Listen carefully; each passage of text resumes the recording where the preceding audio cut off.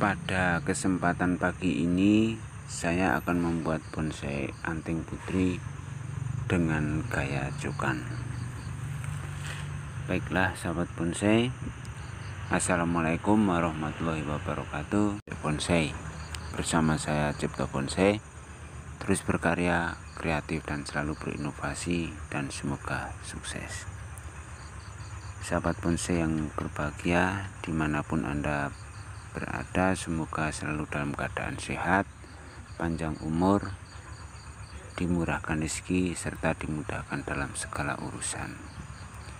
Pada kesempatan pagi ini saya akan berbagi sedikit pengalaman, yaitu untuk membuat percabangan bonsai kita sangat matang ya, dari cabang, anak cabang sampai cucu ranting, cicit ranting. Kematangan akan semakin sempurna dengan teknik seperti ini. Saat kita mau melakukan training atau saat kita mau melakukan pengarahan pada cabang-cabang bonsai kita ya. Jadi sebaiknya mengarahkan percabangan pada bonsai-bonsai kita itu diawali sejak masih kecil ya. Nah, disitu memang agak lama ya. Namun dengan percabangan yang masih kecil ini kita bisa memaksimalkan anak cabang, perantingan, dan skala yang paling penting ya.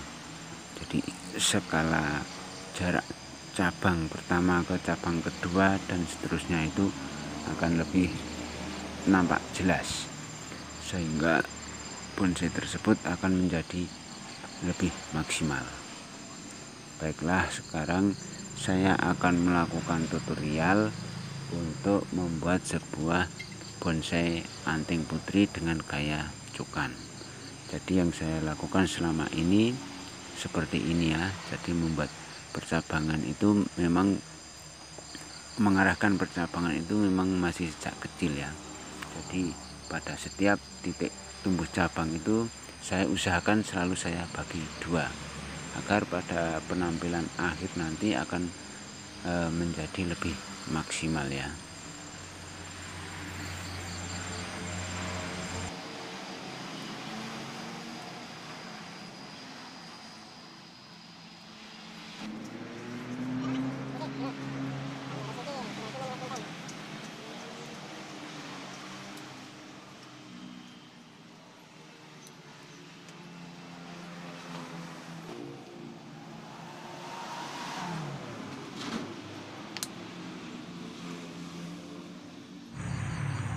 Di sini saya melakukan training atau mengarahkan cabang pada bonsai anting putri. Ini masih kecil ya, percabangan masih terlalu kecil.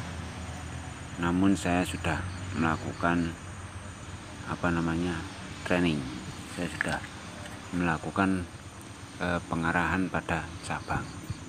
Jadi tujuan saya di sini saat cabang masih kecil kita lakukan pengawatan, pengarahan pada percabangan tersebut untuk memaksimalkan percabangan, anak cabang, cucu cabang, dan seterusnya, sehingga dari pangkal cabang sampai ujung nanti percabangan akan penuh ya, sehingga tidak lagi ada jarak-jarak yang terlalu panjang, terlalu pendek. Namun percabangan ini nanti akan lebih maksimal ya jika kita melakukannya sejak percabangan masih kecil, sehingga kita bisa membuat percabangan pada setiap ruas itu dengan jarak yang sesuai dengan harapan kita.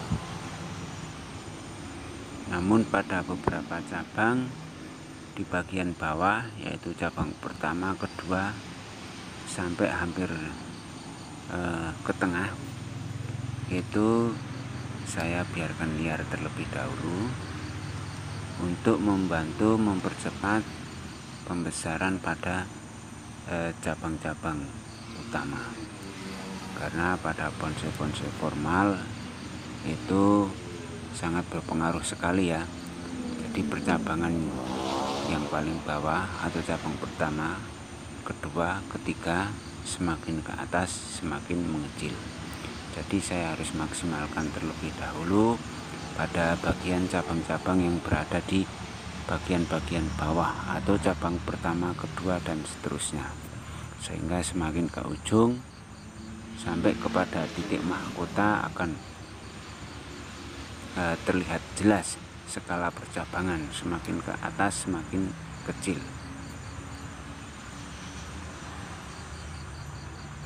Dan pada pengawatan bonsai kali ini pada bagian ujung beberapa itu tidak saya pangkas ya, sehingga akan memudahkan bagi cabang tersebut akan lebih cepat besar, akan lebih cepat mengejar ya percabangan yang sesuai dengan besar pohon tersebut. Jadi pada pembagian percabangan, anak cabang, anak ranting, cucu ranting itu nanti akan semakin bagus ya, karena pada setiap pemecahan cabang saya atur selalu saya bagi dua ya.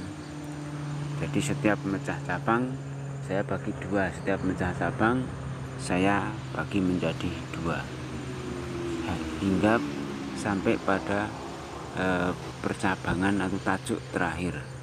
Maka dari pangkal cabang, anak cabang hingga kerajuk nanti akan terjadi percabangan-percabangan yang sangat percabangan yang sangat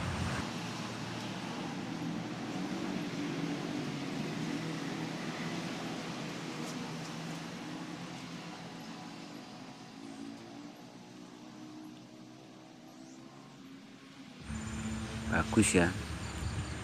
Jadi dari pangkal cabang hingga ujung itu nanti percabangan akan penuh.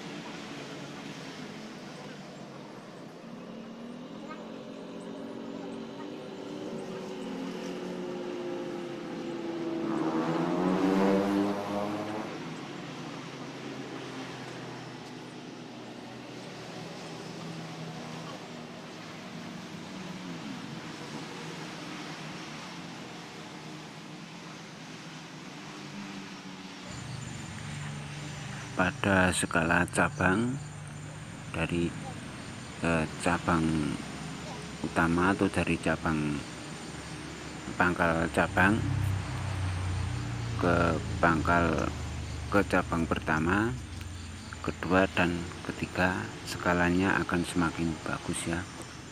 Jadi percabangan atau titik cabang itu nanti dari pangkal cabang semakin ke ujung itu akan semakin rapat.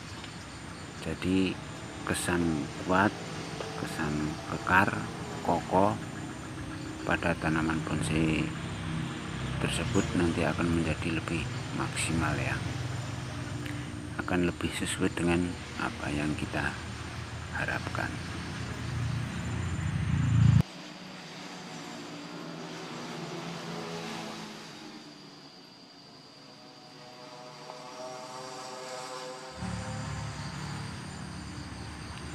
Pada bonsai cokan itu bonsai formal yang selalu dituntut kesempurnaan percabangan dan perantingan dari cabang kedua, dari cabang pertama, kedua, ketiga, dan seterusnya. dianjurkan agar cabang pertama kepada cabang kedua, ketiga dan seterusnya itu akan semakin mengecil. Jadi cabang pertama besar, kedua semakin kecil, dan seterusnya hingga sampai ke ujung. Memang untuk bonsai-bonsai formal ini lebih dituntut ke situ ya, apalagi pada bagian gerak dasar ya. Pada gerak akar itu benar-benar harus diperhatikan kanan kiri dari pohon tersebut. Nah, untuk bagian ujung atau bagian mahkota nanti itu memang masih terlalu kecil ya, masih saya perlu liarkan terlebih dahulu, karena itu seolah seperti putus ya.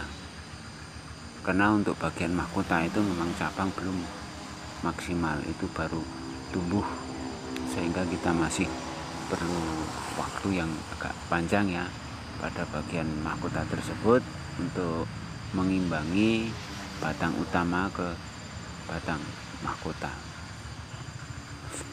Itu kita liarkan terlebih dahulu, nanti setelah sesuai batang utama maka kita akan maksimalkan seberapa jauh, seberapa tinggi pohon tersebut. Baiklah sahabat bonsai, sekian dulu dari saya teknik membuat bonsai cokan. Selamat mencoba dan wassalamualaikum warahmatullahi wabarakatuh. Sukses.